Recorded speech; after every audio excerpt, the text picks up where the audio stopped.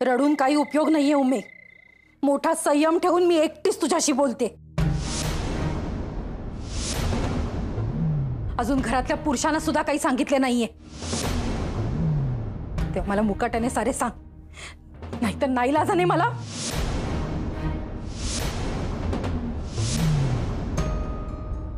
सांगतेस की नाही? आई आई उमा त्याला ओरडू नको। आई गप्प बैस।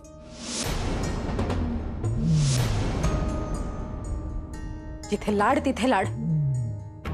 उमेचे कमी का लाड केले आपण? चांगलेच पांग फेडले तिने। चुकीचे वागलीये ही। माझ्या जागी दुसरी कोणी असती ना तर चांगले थोबाड रंगवले असते।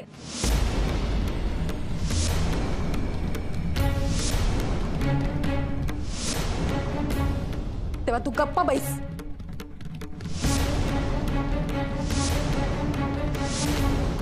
बोलू मी? अगो बोल बोल काय ते?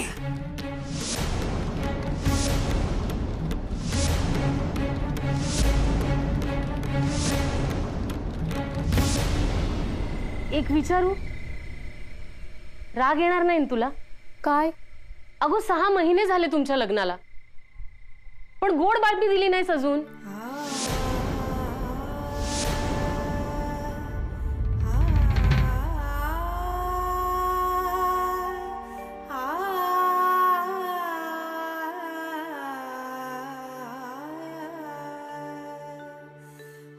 तुझ्या डोळ्यातल्या पाण्याने सगळे काही सांगितले मला।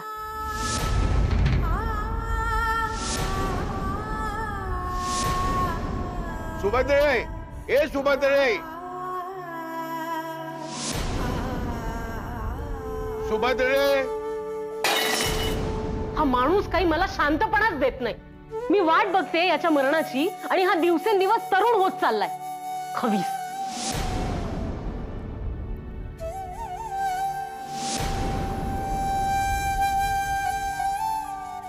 आता तुझेच बघ ना, तू इतके छान करतेस मुलांचे, घर सुद्धा सांभाळून घेतेस, नारायणालाही जीव लावतेस, तरी हा आखूड शिंग्या नारायणा तुला जवळ घेत नाही।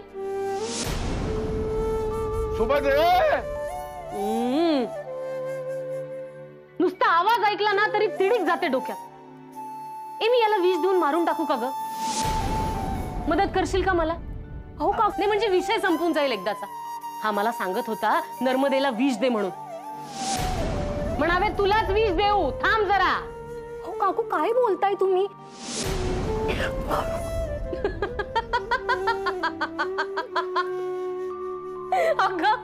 अगं नुसते बोलले तरी बरे वाटते।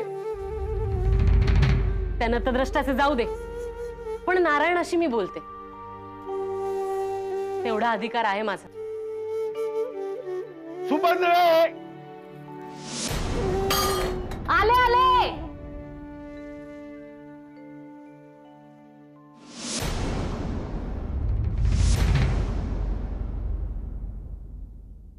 कुणी आले ना तर मी तुला पाठीशी घालणार नाही। कुणी येण्या अगोदर मला काय ते सांग।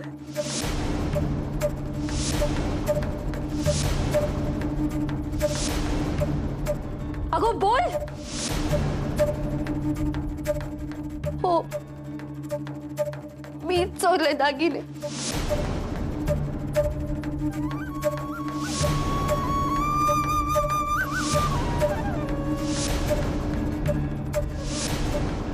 अगो पण का? काय गरज होती तुला? मी हे सारे माझ्यासाठी नाही तर बाळकृष्णाच्या सांगण्यावरनं केले।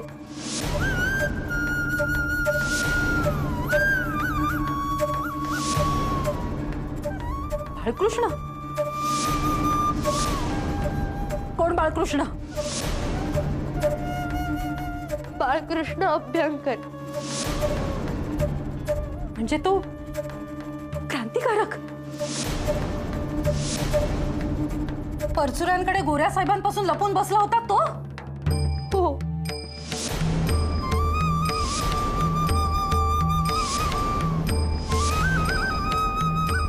तुला लग्न करायचे होते ना त्याच्याबरोबर? हो,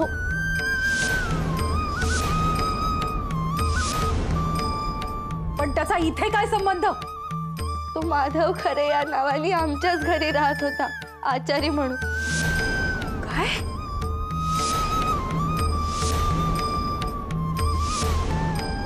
बाई माझे, म्हणजे माधव खरे बाळकृष्ण अभ्यंकर होता? हो,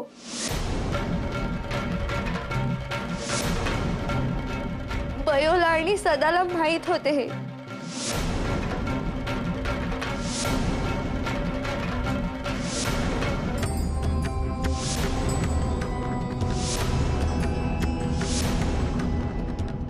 जोगाजोबांनाही ठाऊक होते.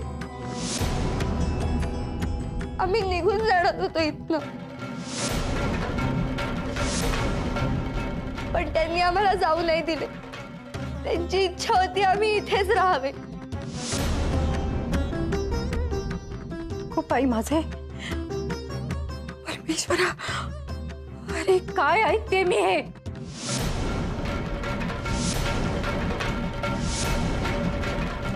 परंतु आश्रिताच्या जगण्याला कंटाळून बाळकृष्ण 6 महिन्यापूर्वीच गाव सोडून निघून गेला. आणि हे सारे मला सहन होत नव्हते.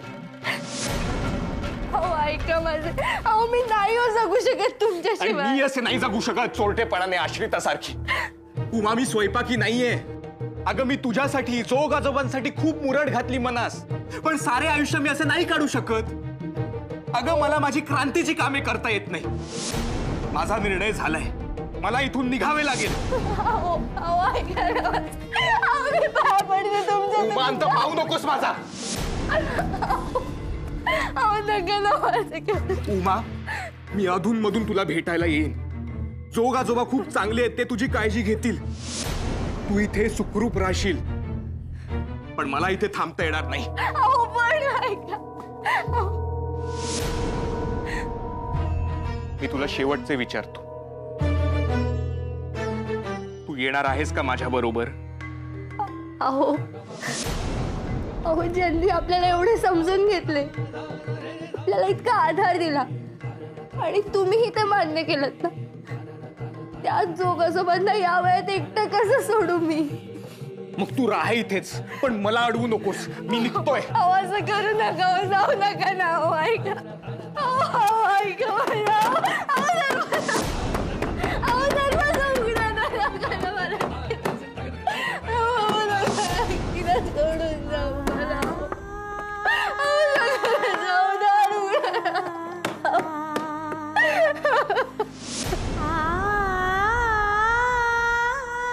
तो गेल्यानंतर खूप त्रास करून घेतला मी स्वतःला. कासावीस होऊन सारखी आजारी पडू लागले. अरे देवा, आणि तू सांगितलंस की जोगांना हे सारे ठाऊक होते? अगो, काय म्हणायचे तुम्हा लोकांना? आणि तू तर म्हणतेस की तो तुला सोडून निघून गेला म्हणून. मग त्याचा आत्ता इथे काय संबंध? मी अशी सतत आजारी पडू लागले, हे जोगाजोबांना बघवलं नाही. मग एके दिवशी ते बाळकृष्णाला परत घरी घेऊन आले.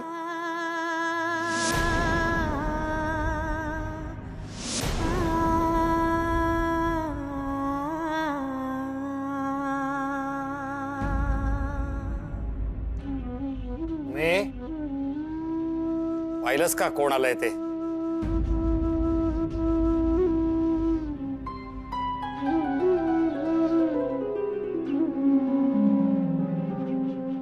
मोठ्या मिनतवारीने याला शोधून आणले.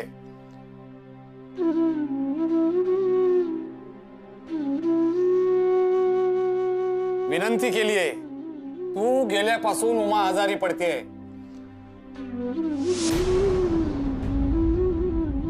तू थांब इथेच. तू सांग त्याला.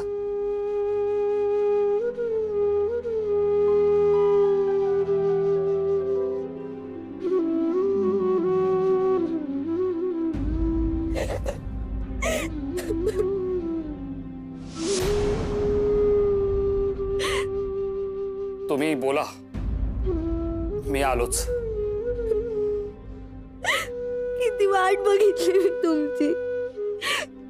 जीवगदी कासावीस झालं होतं तुम्हाला बघण्यासाठी. होय, तू सारखी आजारी पडते आहेस असे सांगितले जोगाजोबांनी, म्हणून आलो मी इथे. नाही ना मला सोडून जाणार? नाही उमा, मला इथे राहणे जमणार नाही. का? मी नाही आता तुम्हाला जाऊ देणार. उमा, हट्ट करू नकोस. मी नाही राहू शकत इथे. माझ्या कामासाठी मी काही सावकारांकडून कर्ज घेतले होते. ते कर्ज जर मी फेडले नाही तर ते माझ्या आईच्या घरावर जप्ती आणतील. काहीही करून मला पैसे लागतील.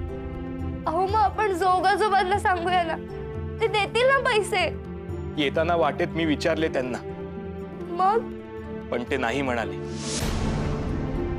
ते म्हणाले की तू उमेसाठी इथे राहिलास तरच मी पैसे देईन.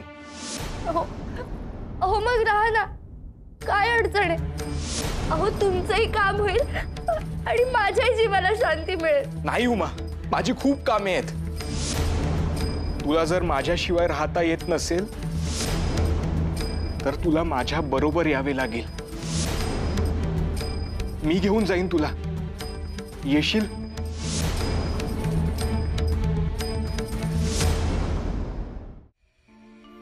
तुम्ही काही काळ माझ्यापासून लांब गेल्यावर मला कळले नाही राहू शकत तुमच्याशिवाय. मी येईन तुमच्यासोबत. आपण जाऊया. बयो सदा घेतील जोगाजोबांची काळजी. ठीक आहे, मी एका मावशींना इथे पाठवतो. तू जोगाजोबांशी बोलून त्यांना इथे कामाला ठेवून घे. त्या माझ्या देशकार्याच्या वर्तुळातील आहेत. त्यांच्याबरोबर मी तुझ्याजवळ एक कामाचा निरोप पाठवतो. ते काम आधी तुला करावे लागेल, मग मी तुला नेईन इथून. अरे हो.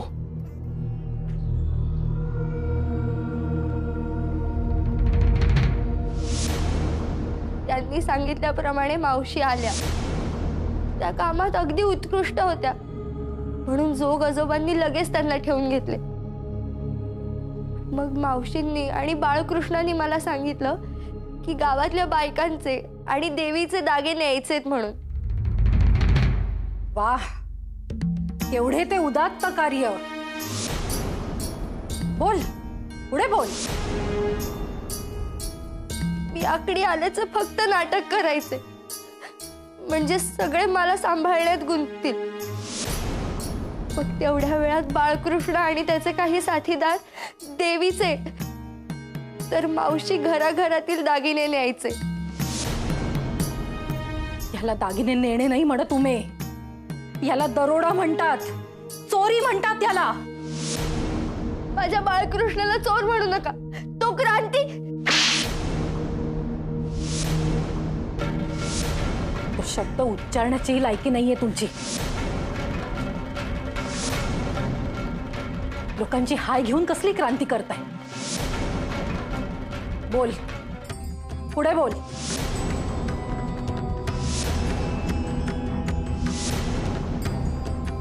बाळकृष्ण या गावात 6 महिन्यांच्या वर राहत होता. त्याला गावातली घरे कोपऱ्यात कोपरा माहिती होता, म्हणून त्याला हे सारे करणे सोपे गेले. आणि मावशींनीही कोणाला समजणार नाही असेच काम केले. हे सगळे गौरवाने काय सांगतेस तू? देऊ का एक मुस्काटा? आणि त्या मावशींना राधेची माळ कोणत्या हक्काने दिलीस गो तू? योजलेले सर्व काम मावशींनी एकदम व्यवस्थित पार पाडले आणि बाळकृष्णालाही मदत केली, म्हणून मी माळ दिली त्यांना. माता पित्यांना धन्य केलेस हो उमे.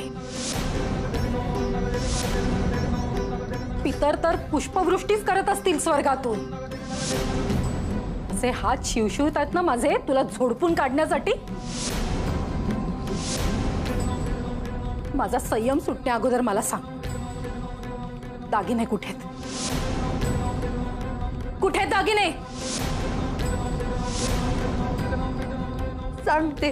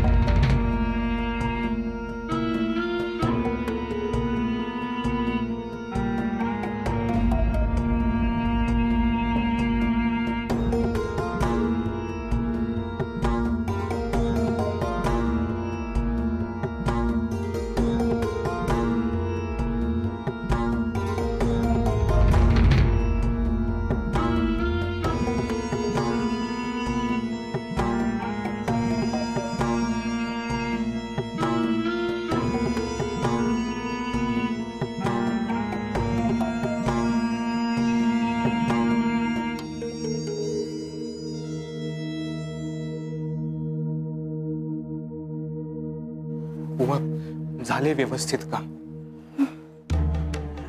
आता मी निघतो. 2 दिवसात माझी काही माणसे घेऊन येईल आणि हा सारा दागिन्यांचा ऐवज घेऊन जाईल. ठीक आहे? हो, पण मग मला कधी नेणार? हा सारा दागिन्यांचा ऐवज घेऊन गेल्यावर मी हे ज्यासाठी करतोय ते आधी काम पूर्ण करेन आणि मग योग्य वेळी तुला घेऊन जाईन. मात्र एक गोष्ट लक्षात ठेव, हे तू कुठे काहीही बोलू नकोस. जर तू कुठे काही बोललीस तर मी तुला आयुष्यात कधीच भेटणार नाही, हे ध्यानी घे. आणि एक गोष्ट लक्षात येतं, उद्याच्या दिवसात जोग आजोबांच्या तिजोरीत जे काही सामान आहे ते इथे आणून लपवून ठेव. समजले?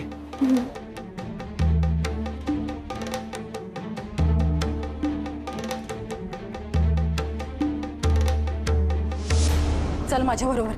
साऱ्यांच्या समोरच नेऊन उभी करते तुला. चल. नका नका, मी पाया पडते तुमच्या. नका, कोणाला काही बोलू नका ना. आज रात्री सगळे झोपल्यावर बाळकृष्ण येईल. तो सारे दागिने घेऊन जाईल. आम्ही निघून जाऊ इथनं. पुन्हा कधी येणार नाही. पण तुम्ही कोणाला काही बोलू नका. ते सारे सोने देशाच्याच कामी येणार आहे. बाळकृष्णाला त्यातले काही नकोय. म्हणून ही चोरी? हा? आणि जोगांचे काय? त्यांनी तुमचे प्रेम समजून घेतले, उदार मनाने तुम्हाला सांभाळण्याची तयारी दाखवली. अगो, सांभाळले सुद्धा तुम्हाला. त्यांच्याशी सुद्धा कृतज्ञ झालात ना तुम्ही? खरे सांग, खरे सांग मला. खरे सांग, जोगांच्याही तिजोरीतून सारे चोरलेत ना तुम्ही? नाही, ते आता घेणार होतो. हवे तर नाही घेणार, पण आम्हाला जाऊ द्या. जाऊ द्या आम्हाला. तुम्ही सांभाळा जोगाजोबांना. मी अगो काय करू मी तुझे? एवढी कशी आंधळी झाली आहेस तू प्रेमात? बाळकृष्ण म्हणेल ते ब्रह्मवाक्य. अगो तुला तुझा काही सारासार विचार आहे की नाही? तुला ठाऊक तरी आहे का की तू काय केलेस ते? पिढ्यानपिढ्या चालत येतात घराण्यात दागिने. ती आठवणी, किती भावना जुळलेल्या असतात त्या दागिन्यांशी. ठेव असते ती. उमे, अगो गावात कुणाकडे पैसे उतू जात नाहीयेत. हे सोने हाच आधार असतो आणि तोच तुम्ही हिरावून घेतला. अगो चोरी केली आहेस तू, चोरी. आणि देवीच्या दागिन्यांना हात लावण्याचे पाप केले.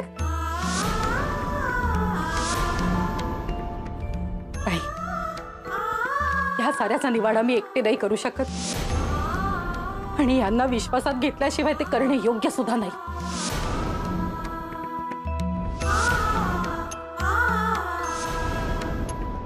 यशोदे, यशोदे, जा आणि आत्ताच्या आत्ता यांना घेऊन ये. काकू, काकू असं करू नका. ऐका माझं, दया करा माझी. यशोदे, तुला सांगितले ना, जा आणि यांना घेऊन ये आता. पण आप्पा मारतील. तुला कळत नाही का मी तुला काय सांगते ते? जा इथून आणि घेऊन येताना. काकू काकू नका राहू काकू, जाऊ द्या ना आम्हाला, जाऊ द्या ना, नका ना काकू, कोणाला बोल.